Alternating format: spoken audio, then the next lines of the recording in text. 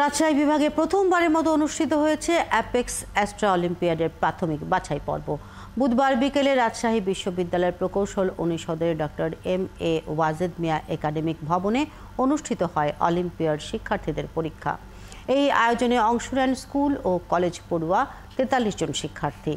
আয়োজকরা জানান, বাছাই পর্ব থেকে উত্তীর্ণরা ৩রা আগস্ট জাতীয় পর্বে ঢাকায় অংশ নেবেন। পরে সারা দেশ থেকে বাছাইকৃত সেরা ৫ জনকে নির্বাচিত করা হবে, যারা ২৮তম আন্তর্জাতিক অ্যাস্ট্রো অলিম্পিয়াডে বাংলাদেশকে প্রতিনিধিত্ব করবেন।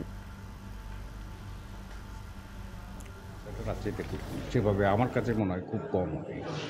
সেক্ষেত্রে অ্যাস্ট্রোনমি নিয়ে তো চর্চা কিছুটা করা হচ্ছে, আগ্রহ আছে। ৩০ জন থেকে আমরা ৫ জনকে বাছাই করব এবং পরবর্তীতে সেই ৫ জন বাংলাদেশের প্রতিনিধিত্ব করবে ইন্টারন্যাশনাল অ্যাস্ট্রোনমি অলিম্পিয়াডে। এখন জন্ম সনদ দিয়ে খোলো বিকাশ স্টুডেন্ট অ্যাকাউন্ট। নিজের বিকাশ নিজে কর।